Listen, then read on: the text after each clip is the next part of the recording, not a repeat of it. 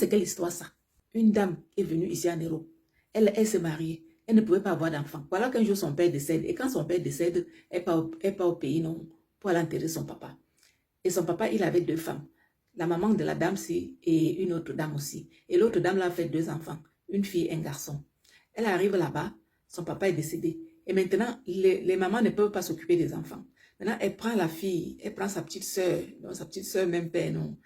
L'enfant de l'autre, l'enfant de la coupure de sa mère, donc qui est sa petite soeur, même père. Elle prend cet enfant comme son enfant. Maintenant, elle l'amène ici en Europe. C'était sa fille parce qu'elle a pris l'enfant avait 4 ans. Et elle a élevé l'enfant bien. Tout s'est passé bien, très bien même. Comme Dieu s'est fait les surprises, Dieu a fait la surprise à cette dame. La dame a cherché l'enfant avec son mari, elle a fait les filles et tout. Pour finir, la fille va marcher. Elle a conçu, elle a accouché les jumeaux. Tout s'est passé bien. Et la petite fille qu'elle avait amenée ici avait déjà dans les 13-14 ans. Tout s'est passé bien. 14 ans, 15 ans. Après là, ça commence, vous connaissez les enfants. Il y a les jumeaux sont souvent, il y a des jumeaux sorcières. Il y a des jumeaux sorciers. Il y a d'autres jumeaux même que l'autre est bien, mais l'autre, les problèmes que l'autre cherche, c'est grave. À chaque fois, elle partait souvent dire à sa mère que elle m'a fait ceci, elle m'a fait cela. Elle commence alors maintenant à gronder sa fille ici. Que oh, ne gronde pas mes enfants.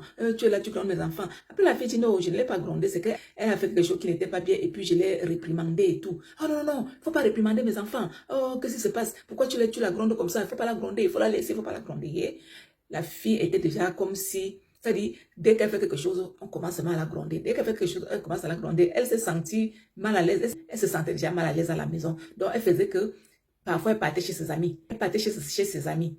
Et on peut dire qu'elle fuguait, on peut dire la fugue, parce qu'elle faisait parfois les deux jours sans rentrer à la maison. Sa mère, s'il la cherchait, et elle faisait 2 jours. Après 2 jours, elle rentre à la maison.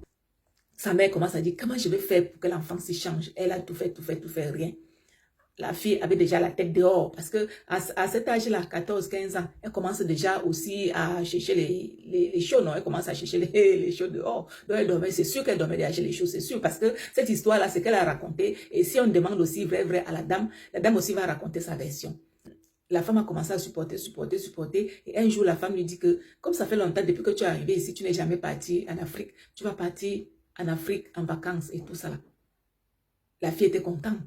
Vous savez, elle est arrivée, elle avait 4 ans. Maintenant, elle a déjà 15-16 ans. Elle est déjà une femme. Donc, elle voulait aller aussi au pays pour aller voir les gens qu'elle a laissés. Sa maman a préparé son voyage.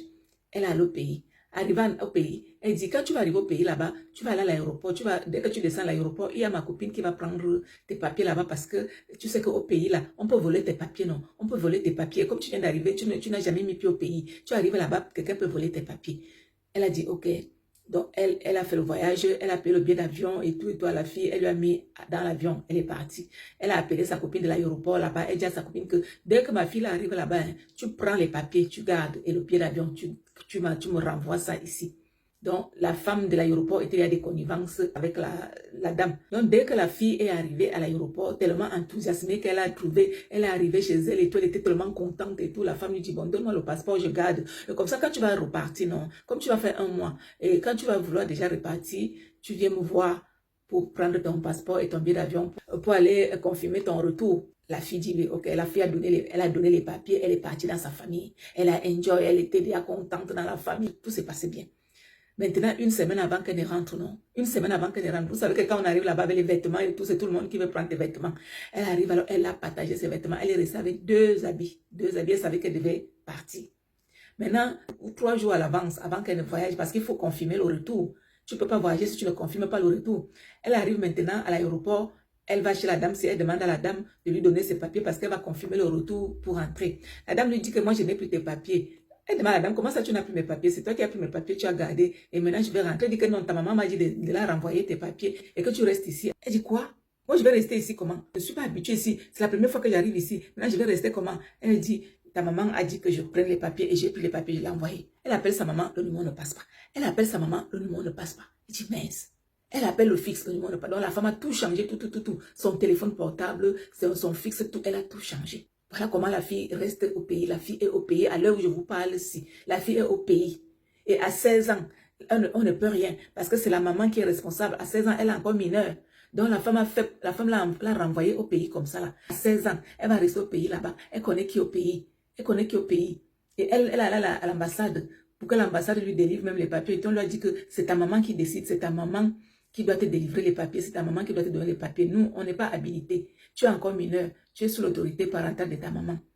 Voilà comment la fille est au pays jusqu'à présent, là, comme ça, là. Et de cette histoire, qui a raison?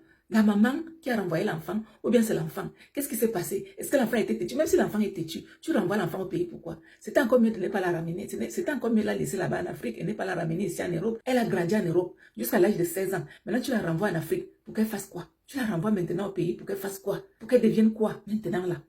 S'il te plaît, madame, si tu m'écoutes, récupère ton enfant. C'est ta première fille. C'est grâce à cet enfant-là que Dieu t'a béni. Dieu t'a béni grâce à cet enfant-là. Dieu t'a donné tes jumeaux grâce à cet enfant-là. Parce que tu as pris cet enfant-là comme ton enfant. Et c'est ton enfant. Parce que dans son acte, c'est ton nom qui est là. C'est toi sa mère. Quel que soit le mal que cet enfant t'a fait, s'il te plaît, récupère l'enfant, ramène-la en Europe, ramène-la ici. Parce qu'elle n'est pas habituée là-bas. Elle va devenir comment? S'il te plaît, elle est au cœur d'une mère. S'il te plaît. Vous aussi les enfants. Quand vous arrivez à l'âge de puberté, là, vous devenez comme si je ne comprends pas. Qu'est-ce qui se passe même? Vous ne pouvez pas changer un peu? Ouais. Avançons.